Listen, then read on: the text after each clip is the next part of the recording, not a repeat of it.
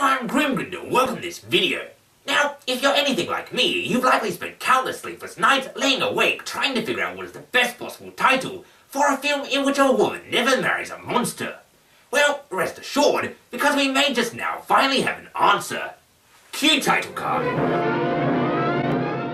Bride of the Monster is a 1955 sci-fi horror film, which is the second sci-fi movie I reviewed by director Ed Wood. The first film of his I watched, his later 1959 movie Plan 9 from Outer Space, began in me a growing adoration for Ed Wood's films and the director himself. As such, since then, I've watched and read a lot more about the director, with everything from documentaries to Tim Burton's brilliant, if not entirely factual, movie based upon his life. And all the while, I have also checked out, of course, more of his films. And so before doing this review of Bride of the Monster, I decided to rewatch my own review of Plan 9 from Outer Space, now with a greater perspective gained thanks to the new knowledge I've acquired. And I actually found it thoroughly interesting. I have always, even before starting to do these reviews on this channel, considered myself somewhat of a sci-fi movie buff. But of course, now that I do these reviews, and recently have been doing them basically weekly, my consumption of sci-fi movies has increased dramatically. I would say, on average, I probably watch around about 1 to 2 sci-fi movies every week,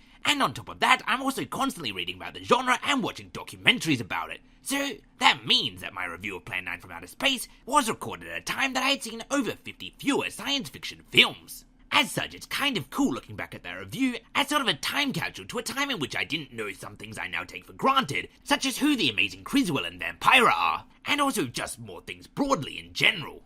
I suppose just as all things pop culture, the more things you actually know about the culture, the more things you can find to enjoy in it. For instance, if you read a satirical classical play, you'll probably find plenty of things to enjoy about it. But if you actually take the time to study ancient Greek culture, you're going to notice and understand and therefore enjoy a lot more references. But let's now get off this rather large tangent. After all, we're now 2 minutes into a review of a movie that I've not even started to talk about yet. So, Bride of the Monster, which was originally titled Bride of the Atom, which are both, as I indicated in the introductions, equally ridiculous titles because there is in fact, in this film, no marriage.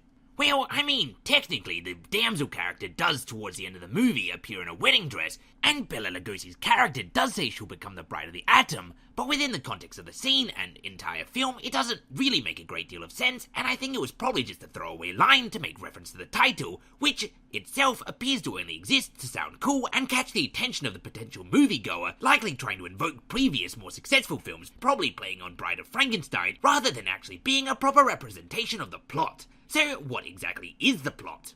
Well, it's actually considerably more streamlined and far less convoluted than that of Plan 9 from Outer Space's plot. It actually, for the most part, follows basically your regular structure for a pretty standard B-grade 1950s sci-fi film. I suppose in this film Ed Wood wasn't trying to do quite so much, which I found to be slightly disappointing, because how ridiculously confusing the plot is in Plan 9 from Outer Space was sort of part of its charm. However, that said, watching this film is in many respects like riding a roller coaster. By this I mean it goes rather fast, you're not always quite sure what you're seeing, and when it finishes, you don't really remember every single part of it.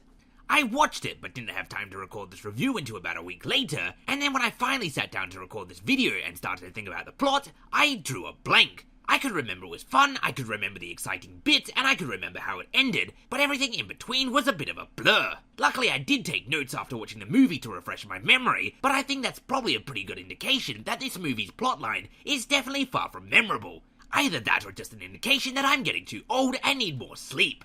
So, now that my notes have refreshed me, as I claimed earlier, it is a rather generic B-grade 1950s sci-fi plot. There is a mad elderly scientist, played by Bela Lugosi, who, using atomic energy, hopes to build a race of atomic supermen who will be under his control, and which he intends to utilize in his own personal gain. Taking over the world or something, I'd assume. However, he has not yet perfected the serum. He's not quite to the point where he can happily create Captain America. No, you see, it seems that, unfortunately, sometimes his science will cause people to just die, and other times it'll cause them to turn into giant octopuses, or the Loch Ness Monster. It's actually not entirely clear if the giant octopus is a failed outcome of his Atomic Man experiment, a successful outcome of a different experiment altogether, or just something different entirely. But it doesn't really matter. All that is important to know is that there's a mad scientist who's making atomic men, and he's also got a giant wild octopus at his disposal, which he sort of uses as a bit of a garbage disposer. And while it's really not important to the story at all, we are also told, as I alluded to earlier, that he is too responsible for Nessie, which I thought was actually a kind of cool thing to put in as a bit of a background to his character. It wasn't needed, and considering how early there are sightings of Nessie, it doesn't really make a great deal of sense if you think about it too much, but I thought it was a clever little way to kind of ground the ridiculous of the story in some already established lore. Our protagonist is brought into the story both because he's a police officer and so therefore is investigating into the missing bodies, which are going missing because they're either being experimented on by Bela Lugosi or being eaten by a giant octopus, or, as it seems, both, and also because his girlfriend is a reporter who too is looking into the story. Also, I'd like to pause and point out at this point that it's kind of cool that the more 1950s B-grade sci-fi films I watch, it's sort of developing to the point that there's kind of stars of the 1950s B-grade genre. You start to recognize a lot of faces, even though that the films they were in didn't really propel them to any form of actual stardom. In this film, we of course have Tor and Bela Lugosi, who the former appears in other Ed Wood films, and the latter, Bela Lugosi, is an actor with stardom in his own right, even if this is towards the end of his career. But also I noticed that the police chief is played by Harvey Dunn, who also makes an appearance as the father in Teenagers from Outer Space. But I digress. Both the police investigation and the journalistic investigation point to Bela Lugosi being the suspect. The girlfriend is captured, the protagonist ends up at the house, there's a fight, there's a scuffle, there's some people getting captured, there's some people escaping. Tor, who is the giant lurching sidekick, accidentally gives Bela Lugosi superpowers while trying to kill him, figures that the one time you want the faulty superpower giving machine to actually kill someone, it gives them superpowers instead. If that's not dramatic irony, I don't know what is. And then now superpowered Bela Lugosi grabs the woman and runs away in your classic monster carrying off the woman scene. There's a chase, there's a giant octopus attack, and then there's a nuclear explosion followed by the end card. And I've got to say, any movie that ends with Bela Lugosi wrestling a giant atomic octopus getting struck by lightning and exploding into a nuclear blast is worth watching for that alone.